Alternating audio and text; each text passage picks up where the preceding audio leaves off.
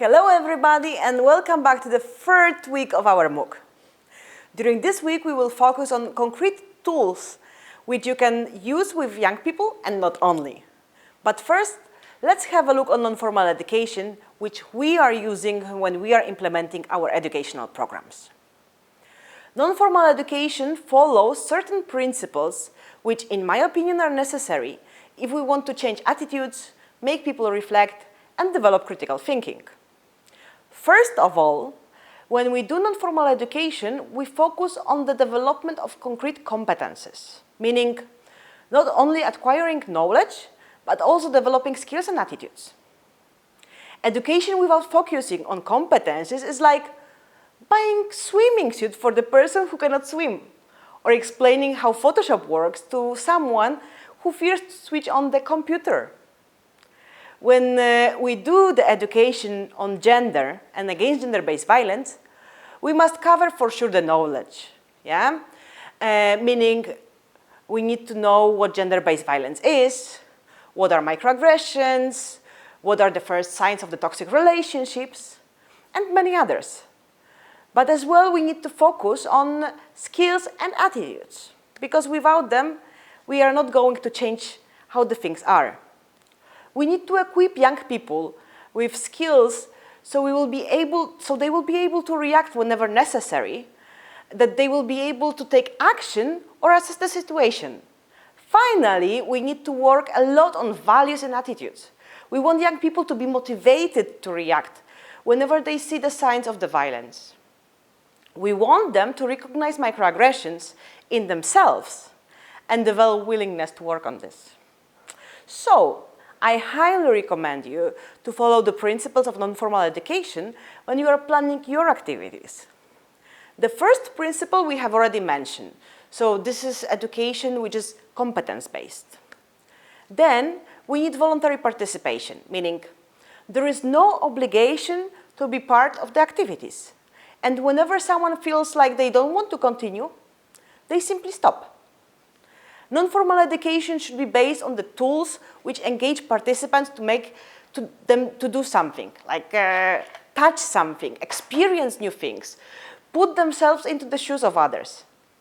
It should be a holistic process, so the participants work with their brains, but as well practice, do things, experience situations, emotions, and as well they learn from each other. So each member of the group can share opinions, thoughts, which benefits the learning process of everybody. There is no grading in non-formal education. No one judges if the person did good or bad, since just this person can know whether they have learned something. And no one can say, and anyway, we are learning from the process. Finally, the last principle is that the activities should take place in the safe space, because we want participants to open up, share their emotions, and not fear that someone can judge them. So when we talk about safe space, we do not only imagine the physical space, but as well welcoming atmosphere and feeling comfortable in the group. When we start planning any educational program, we start with objectives and learning objectives. So let's reflect a bit on the competences that we want to work on. The list of the competences, in general, it's huge. Yeah? There is, if we want to make the whole framework of the gender-based violence competences, it would be the big list. But in these videos, we are going just to cover a few of them. First of all, we should work on our identity of what is being a man or a woman and where gender roles come from. Basically, what we do the deconstruction of the social roles and make young people see power relations and observe them where the power relations are in our societies. This is linked with the topic of self-awareness.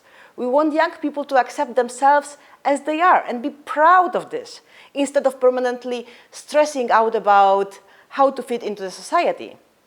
In the educational programs on gender and against gender-based violence, we want young people to practice non-violent communication, since often the communication is causing a lot of challenges and change the way we treat each other. And finally, we want young people to take action, So we should work on the competences connected to this, which we will cover in the next module. So, right now, when you plan your activities, see what are the main needs of the target groups that you are working with. And then choose the learning objectives accordingly, meaning you can be covering competences related to empowerment, deconstruction of social roles, critical thinking, nonviolent communication, taking actions, and others. Thank you.